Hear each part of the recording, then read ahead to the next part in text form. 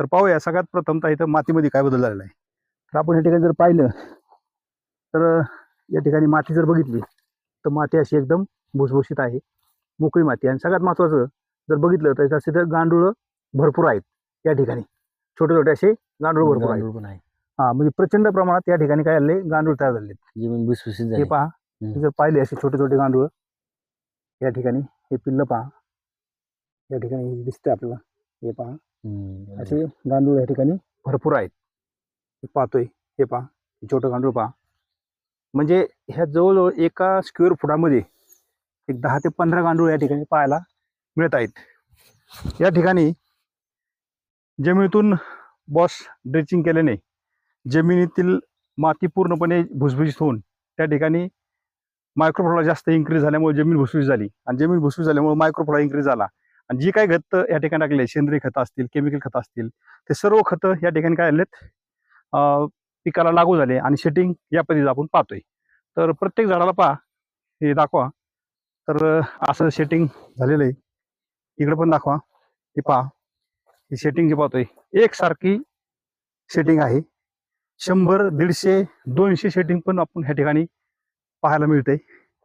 म्हणजे जेवढी खतं टाकली ते सगळे खतं ह्या ठिकाणी लागू झालेले आहेत. विशेष म्हणजे एकसारखी सेटिंग, वन टाइम सेटिंग आहे. आणि हे सेटिंग एकसारखं आहे. आज तारीख जर बघितलं, आज तारीख 15 जून आहे 2024. तर शेतकरी मित्रांनो, ह्या व्हिडिओ मधून मला तुम्हाला एक सांगायचं आहे की तुमच्या नेहमीच्या प्रॅक्टिसमध्ये आपण एकात्मिक मूल्य व्यवस्थापन करणं गरजेचं आहे. तुम्ही सेंद्रिय करताय, तुम्ही केमिकल पण करताय, परंतु याच्यामध्ये जसं केमिकल रासायनिक गुणधर्म आणि सेंद्रिय गुणधर्म, तर जैविक गुणधर्माची पण या ठिकाणी भर झाली पाहिजे.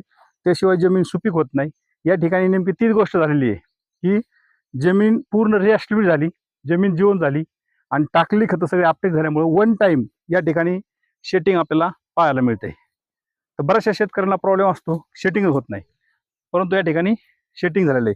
आता यानंतर आपण काय करतोय, 3ऱ्या महिन्यात, 4थ्या महिन्यात, 5व्या महिन्यात, 6व्या महिन्यात सलग दर महिन्याला 1 लिटर बॉस ड्रिचिंग करतो आणि वरून बॉप नावाची टेक्नॉलॉजी, जी शेटिंग पिरियड आपण मारतो, बॉप आणि लॅम्युअन, याचे परत महिन्याला 3ऱ्या महिन्यात, 4थ्या महिन्यात आणि 5व्या 6व्या महिन्यात एक स्प्रे केल्यानंतर तुम्हाला फळांची साईज, त्याचे स्ट्रोक खूप चांगले मिळतात.